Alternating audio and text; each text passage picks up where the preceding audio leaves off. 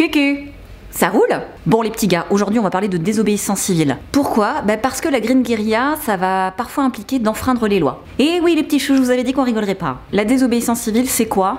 Bon déjà si t'as lu l'épisode de Cookie Calcaire sur Instagram, toi-même tu sais. Vous aurez compris que c'est de refuser de se soumettre de manière pacifique à une loi ou à un règlement qu'on estime néfaste pour le bien commun. Alors parce qu'en vrai, qu'est-ce qu'on risque? Selon la loi, on risque quand même 30 000 balles d'amende pour dégradation de l'espace public. Mais j'ai envie de dire qu'on vienne me chercher, moi et mes 3 bouts de persil en bas de chez moi. Bon maintenant qu'on sait ça, je vais vous parler de 3 causes qui selon moi méritent toute notre attention et notre désobéissance. Mon objectif c'est que vous repartiez avec plein d'infos, des bouquins à lire, des liens à aller voir, des événements, et je vous mettrai tout ça dans la barre d'infos. Non, allez la lire, sans déconner, je la fais pas pour rien, ok? Sujet number 1 qui mérite qu'on désobéisse, c'est le cas des semences paysannes. J'en ai déjà parlé dans une précédente vidéo, il y a déjà 1 an et demi. C'est un sujet qui me fout en l'air, puisque en gros, on n'est pas vraiment maître de notre propre nourriture. Le cas législatif des semences paysannes est assez particulier, ça change très régulièrement. Ce qu'il faut juste retenir, c'est que certaines variétés sont inscrites sur un catalogue européen et plein d'autres variétés ne le sont pas et donc ne peuvent pas être commercialisées par les producteurs. Il faut savoir aujourd'hui que par exemple une courgette c'est pas forcément que vert. Voilà, il y a plein d'autres variétés complètement faux-folles. C'est juste que, on le sait pas, 75% de nos espèces comestibles ont disparu en un siècle. C'est là où je pense que c'est très important de soutenir tous les producteurs de semences qui luttent pour préserver toute cette richesse. Pour ce faire, je vous donne plein de liens, pareil, dans la barre d'infos. Moi, je vais aller voir du côté de Cocopelli, parce qu'ils habitent en Ariège, dans mon pays d'enfance. Je vais adhérer à leur asso et leur acheter des graines. Cocopelli, par exemple, sont très régulièrement attaqués en justice, puisqu'ils commercialisent de manière illégale certaines variétés qui ne sont pas inscrites à ce fameux putain de catalogue. Et j'ai envie de les soutenir. Donc ma première action de désobéissance civile dans cette vidéo sera de les soutenir. Oh, j'ai un wifi de merde, ça m'énerve. Participer au combat pour la biodiversité, d'accord. Bénéficier du tarif adhérent, d'accord. Rester informé de notre actualité, oui, moi toujours pour recevoir des newsletters. J'ai un coloc en train de s'entraîner à de la désobéissance. Ça va, Elliot? T'es prêt pour la guerre? Ah oui, j'avais envie d'aller acheter des tournesols, car pour nos prochaines vidéos, j'aimerais que nous utilisions des tournesols. Voilà la pollution.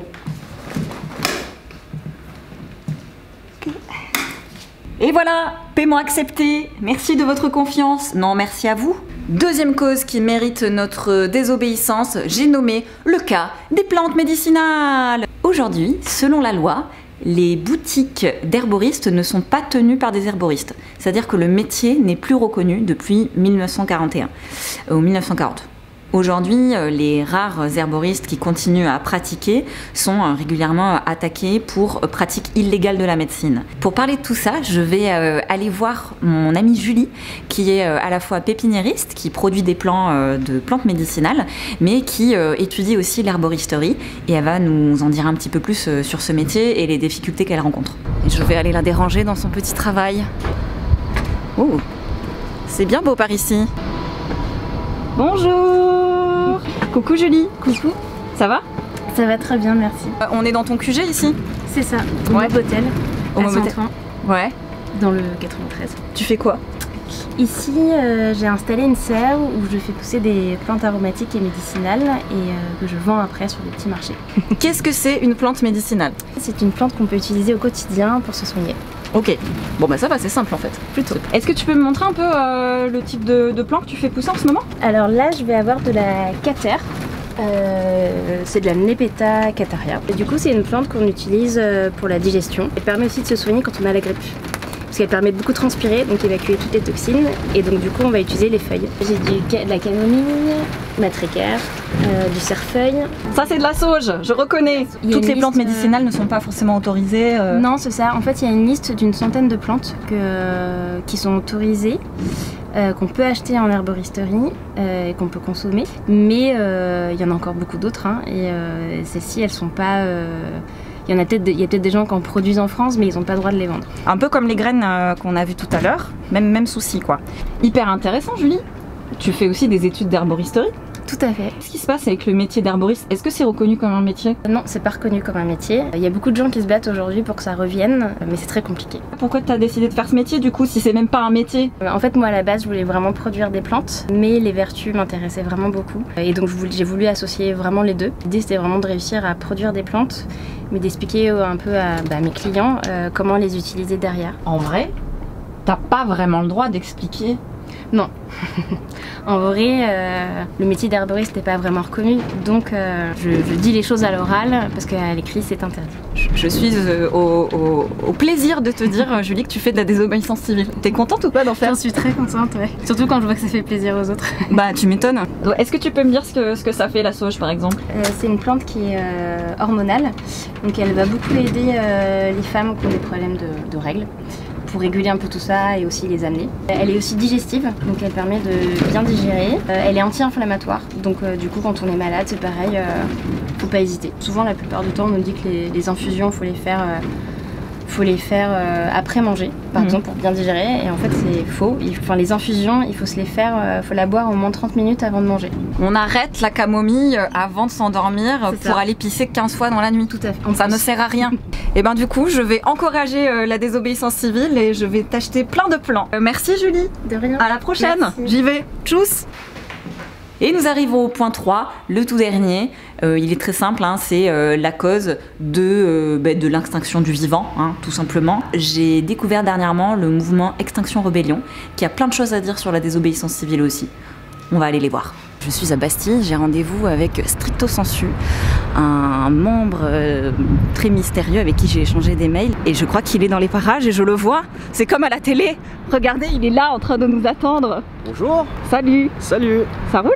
Bah écoute, ça va. T'as pas trop froid, c'est bon? Non, il fait beau là, c'est une belle journée qui s'annonce. Qu'est-ce que c'est Extinction Rebellion?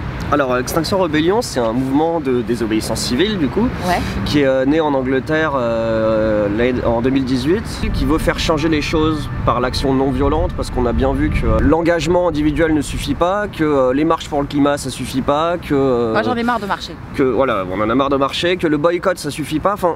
Tout ça c'est bien, individuellement, c'est ce qu'il faut faire, c'est un début mais ça suffit pas. L'idée c'est d'être prêt à aller en prison, en garde à vue, pour nos idées, parce que si on le fait pas, il se passera rien. Le premier objectif, il est vachement important, il est que les politiques et les médias reconnaissent la gravité de la situation et communiquent là-dessus énormément. Il faudrait que les politiques fassent leur travail et légifèrent efficacement, réglementent l'industrie, réglementent l'économie. Je suis allée un peu farfouiller sur le forum.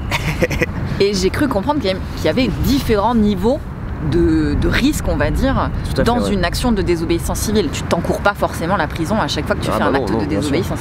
En gros, il y a 5 tonalités de risque. Bah, ça va de la tonalité 0 ou 1, où tu ne risques absolument rien, type interpeller les gens dans le métro ou donner des tracts sur un escalator. Enfin, c'est absolument pas interdit, on peut rien te reprocher. Par exemple, le tag à la craie, c'est légèrement au-dessus, c'est-à-dire que c'est considéré, comme tu disais tout à l'heure, comme une dégradation de l'espace public. Les tonalités supérieures, ça te mène par exemple à bloquer des ponts stratégiques le matin, à bloquer le périph', à déranger une assemblée générale d'un groupe du CAC 40. Là tu peux risquer un procès, une garde à vue. J'ai cru comprendre qu'il y avait des petites choses qui se passaient le 24 mars. Tout à fait. Le 24 mars, c'est ce qu'on appelle la JDR, c'est la journée de déclaration de la rébellion, où en fait on s'officialise devant l'État français et les médias, et donc l'opinion publique. C'est comme ça. Le X et la colombe. Oh yeah. On présente le mouvement, il y aura des conférences, il y aura un concert, et en fait on annonce qu'à partir de ce jour-là, donc dimanche 24 mars, on commence la rébellion, et qu'il y aura une escalade des actions. On va commencer tout doucement, et puis ça va être de plus en plus,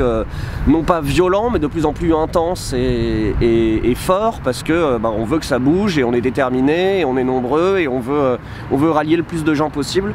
On est d'ailleurs soutenu par beaucoup d'intellectuels anglais et américains, ainsi que le secrétaire général des Nations Unies. Ça c'est la classe. Ah, un petit interlude musical. C'est l'heure de la pub? C'est l'heure de la pub, ouais. On s'en fout de mon nom, le message c'est ça qui est important. L'homme est malade, c'est pathologique. Il détruit ce qu'il fait vivre et c'est pas trop logique. Il est atteint d'un cancer qui ronge son esprit. L'avarice, l'orgueil et la haine en sont les signes. Une maladie profondément enracinée qui agit sous couvert d'une belle idéologie sans la citer. L'homme est meurtri, au plus profond meurtri. Et malheureusement, rarement ceux qui ont peur pris.